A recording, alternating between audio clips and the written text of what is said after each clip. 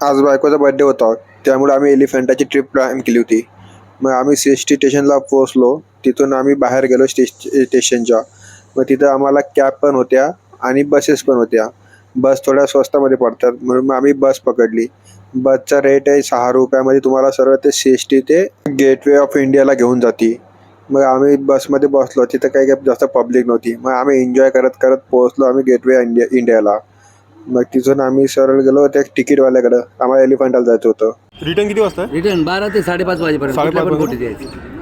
3 द्या ना. 3 870 दे कॅश. कॅशच देतो. हे घ्या. 5:30 वाजेपर्यंत थांबू शकता. लवकर यायचं, कुठल्या पण कोटी द्यायचं. आरामाने फिर. तिथून घेतलं आम्ही तिकीट आणि निघालो आम्ही तिघजण आपल्या बोटकडे. मग बोट वगैरे आपली आलेली होती. मग बोटवर जवळ गेलो.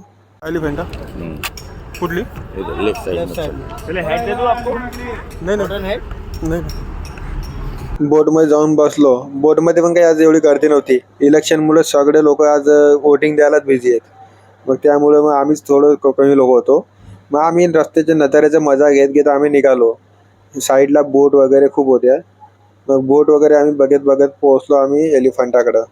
मग एलिफंटाला काय लांबूनच दिसतो, कारण की खूप मोठा आहे ना. त्यामुळे मग आम्ही त्या बघत बघत आलो एलिफंटाकडं. मग तिथून एलिफंटाला पोहोचलो. तिथून आपली बोट पार्क झाली. बोटमधून उतरलो आणि वरती गेलो तर इथं सगळे स्टॉल लागलेले असतात. आणि इथे एक तुम्हाला चालायला जर त्रास होत असेल तर तुम्हाला मिनी ट्रेनची पण सुविधा केलेली आहे. मिनी ट्रेन काय ₹18 पर पर्सन घेते. आणि आपलं हातपाय चांगले आहेत तर आपण कशाला मिनी ट्रेनने जायचं. आम्ही निघालो पायी. मग पायी जाता जाता आम्हाला मध्ये बोर्ड भेटला महाराष्ट्र सागरी मंडळाचा. हे घारापुरी गावाचं आहे. मग तिथं आम्हाला गावाचा टॅक्स फाडावा लागला ₹15 पर पर्सन ₹5 आहे. मग तिथून आम्ही रस्त्याने तिथं सामान तर खूप भेटतं. आम्ही सामान बघत बघत आम्ही वरती गेलो. आणि तिथं मला वाटतं 120 पायऱ्या आहेत. आणि ज्या म्हाताऱ्या माणसांना चालता येत नाही त्यांच्यासाठी चेअरची सुविधा केली आहे. तिथं त्या लोकांना लोक उचलून नेतात. ते काहीतरी चार्जेस घेतात त्यांचा ₹100 काहीतरी.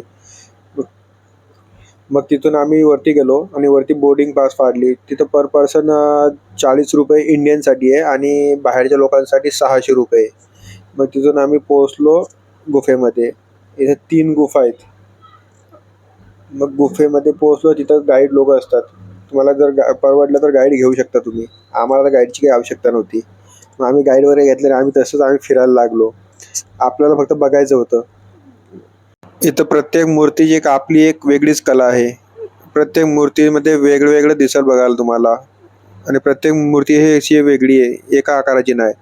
आणि काही मूर्त्यांचे तर हातपाय तुटलेले आहेत, कारण की आता भरपूर वर्ष आलेत ना. 6व्या शतकामधले आहेत त्या. ऋषी वैशिष्ट्याच्या काळातल्या बहुतेक. आणि आम्ही मूर्ती बघत गेलो आणि समोर शिवलिंग होती. मग शिवलिंगामध्ये गेलो दर्शन घ्यायला. मग शिवलिंगचं दर्शन घेतलं आणि बाहेर आलो. बाहेर आणखी काही मूर्त्या होत्या. त्या मूर्त्यांची मुंडके तुटलेली होती. नंतर आम्ही असेच बघत बघत पोहोचलो दुसऱ्या गुफेमध्ये गेलो. या गुफेमधलं पाणी 12 महिने पण सुकत नाही. किती ऊन असो पाऊस असो काही असो. पाणी बघून झालं. मग आम्हाला लागल्या होत्या भुका. तर आम्ही गेलो होतो जेवण करायला. मग इथं वरती तर कुठं जेवणाचा पर्याय नव्हता, तर मग इथं नाश्ता करायला गेलो. इथं नाश्ता पण खूप महाग आहे, कारण की यांना सगळं मुंबईमधून सामान आणावं लागतं. मग तिथं आम्ही मिसळपाव घेतला आणि मिसळपाव एकदम आगरी पद्धतमध्ये बनवलेला होता. मिसळपाव खायला लय भारी वाटला. मिसळपाव खाल्ला आम्ही आणि गेलो समोर बसायला.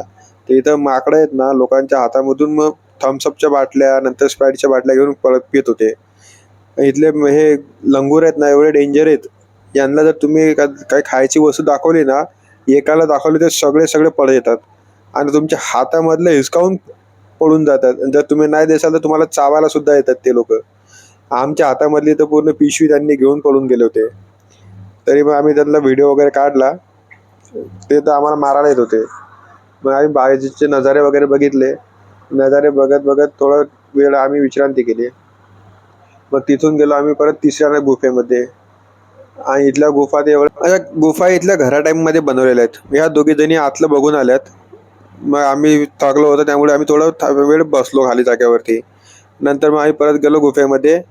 इथल्या गुफेमध्ये एकदम भारी रेकॉर्डिंग केलं होतं. हे 3 नंबरची गुफा होती.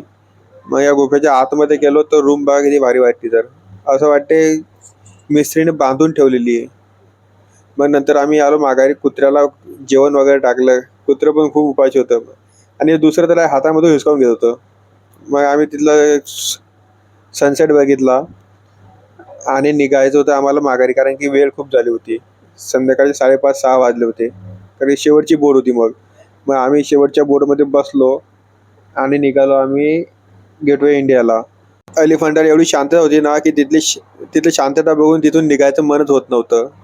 पण काय करणार, आपली लास्टची बोट होती म्हणून पकडली आणि आलो गेट ऑफ इंडियाला. मग इथले आपण नजारे बघत थोडं वेळ महाराजांचं दर्शन घेतलं आणि निघालो आपण घराकडं.